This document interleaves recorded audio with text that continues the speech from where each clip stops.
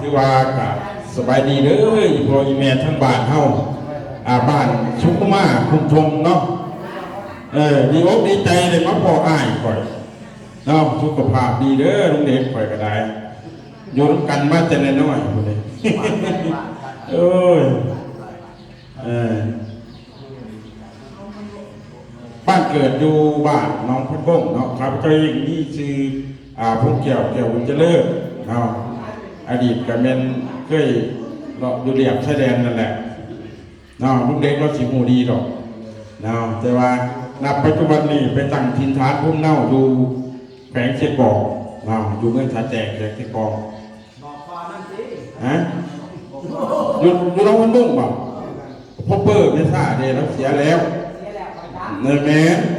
เจ้าหันกระชิบจืดไปคอยจืดจะยุ่งว่าเป็นยังไงเนาะพอเนาะอยู่ดีมีแห้งในหลอด10 กว่าปีมาลูกมานี่เห็นรุ่นเก่าแก่พี่กายประว่านไปเที่ยวน้ำเดี๋ยวพอประว่านไปกับผู้ลูกนี่แหละเนาะแต่ว่าก็ดีใจได้มากเห็นพี่เห็นน้องเนาะเมื่อนี้ก็ถือว่า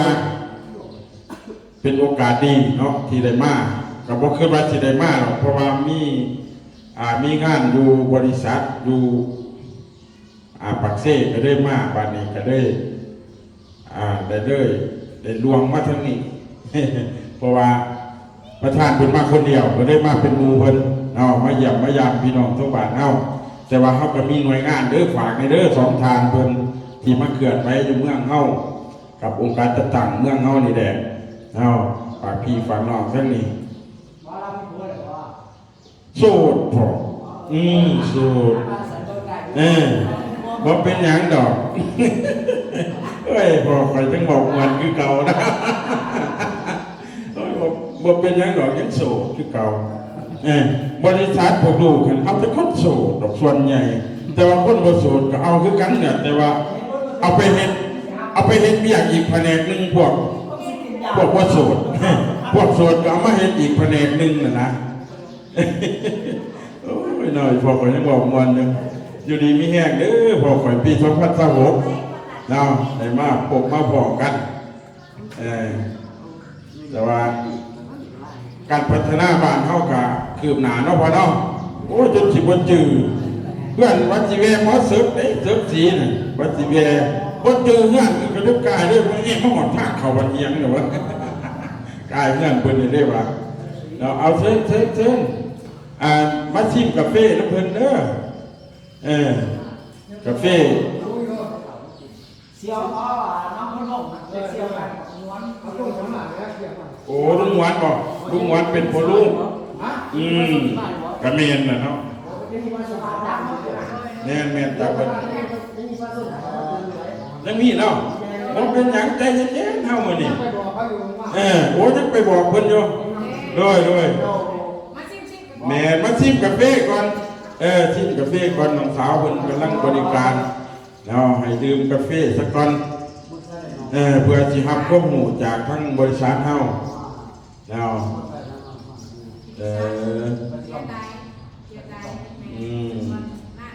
เนี่ยแต่ว่า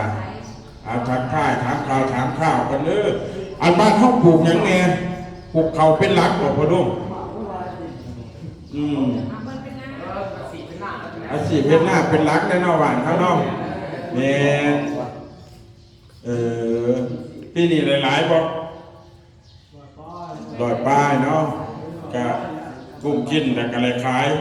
เหลือกินก็ขายถ้ากระสันตัวอาชีพบาทเขาเนาะก็เห็นหน้าปลูกเพื่อนนั่นละรู้แรกมีอย่างแน่หรอปลูกพักปลูกอันนี้เนาะก่อนตลาดบ้านเฮาอาชีพทำห้องบนตีเราคอยแม่บ้าน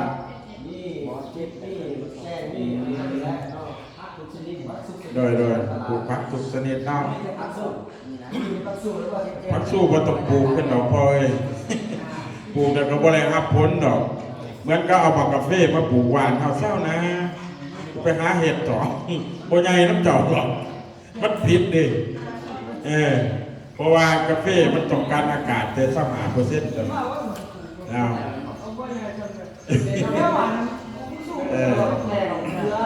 เนี่ยบ้านเฮาของมีลำน้ำขมวนเนาะอันนี้ขมวนใต้เด้อข้าพเจ้าบ้านเกิดอยู่ขมวนเหนือ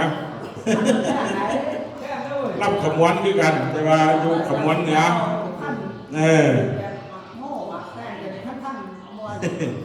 เอากับพอดีโซกันดินถาเนาะเพื่อผมให้พระส้น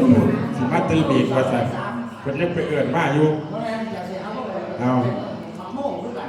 คือว่าข้าพเจ้ากับอะไรทักทายกับพี่กับน้องเนาะที่บ่ได้มาลุนมื้อนี้เขามีทดแจกตู้อันนั้นเพิ่นบ่นั่งมีโตทดลองให้เพิ่นใส่พี่น้องนั่นแหละมื้อนี้พระเฮานี่มีสูตรทดลองให้พี่น้องไปรับใส่ไปลองใส่เบิ่งใส่กับเพื่อนแล้วรู้แรงเท่านี้แหละแล้วเป็นบักพริกบักเขืออย่างแล้วแต่ผักกาดผักสู้เนาะฉะนั้นบริษัทเฮาจังได๋มาเขื่อนไว้อยู่เขตเมืองเฮาแต่ว่ากะสิมาล้นนี่แหละเนาะเอาเชิญนั่งเด้อบาดนี้จิบกาแฟหรือเปล่าโอ้ออกไปนอกพยาบ่บ่เป็นหยังจ้ะเป็นไรกาแฟเฮาบ่แซ่บบ่แซ่บหอมดีเนาะหอมดีเนาะว้า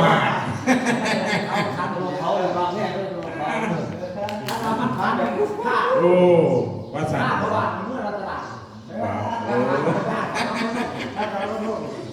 โอ้ยจะท่านเขาหมอนกเขาแม่หลายจุดแล้วตัวน้องอันนี้โชว์กันดอกลุงเขาผู้ชายเพิ่นกับธรรมดาเนี่ยเห็นยังกันในวัดเนี่ยน้ำหนาพระธาตุแม่น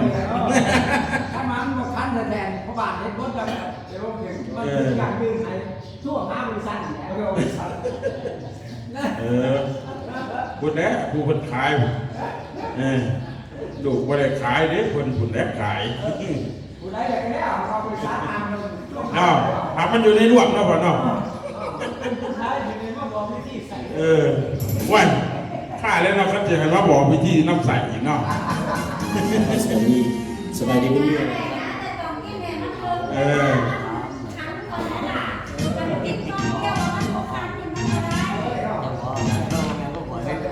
แม่แล้วว่าอาหารจะกำหนดให้ว่า10 กล่องมันขันสกินเบิ้งมัน10 กล่องโอ้สิคิดให้มันตกกันเนาะแม่แล้วเบอร์โทร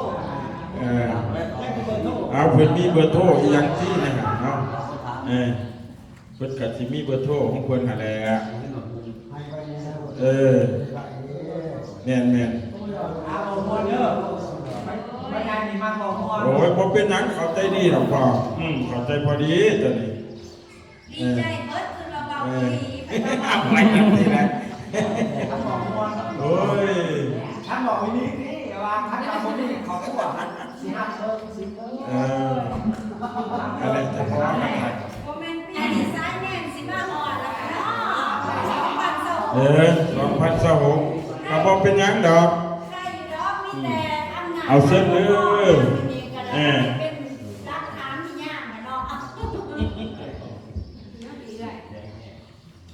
โอ้ย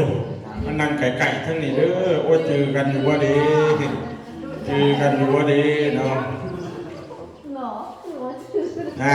บ่จือเลยเห็นบอกโอ้เอาเส้นมานั่งไก่เพิ่น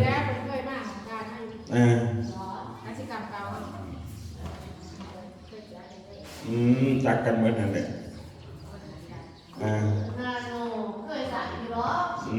ใส่ตอนไหนวะ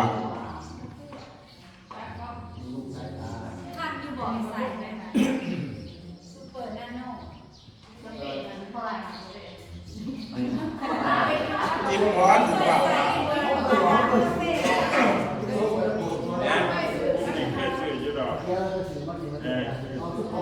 เอาเส้นเด้อโอ้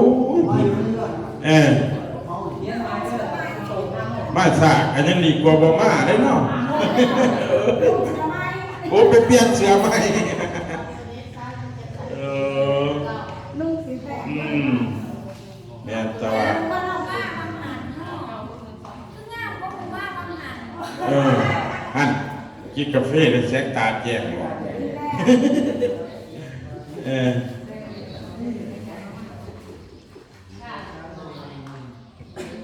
อันเด็กเขียวพอท่านได้พักผ่อนที่กระเบียดกำงานพักได้เนาะโอ้แม่นั่นแหละอายุกับพอท่านหอดดอกแต่ว่าสุขภาพแม่นเลยนะผมเป็นยังดอกมานั่งแม่นแหละตามเก่าหลายนักแต่ไม่อ่อนเนาะปกติตัวเองจะเอิญรับปากเราเป็นพี่น้องคนนี้เอาเส้นเนอพอรุ่งไงแม่นแล้วกระดิษเขาหน้าแทรกเลยล่ะลูก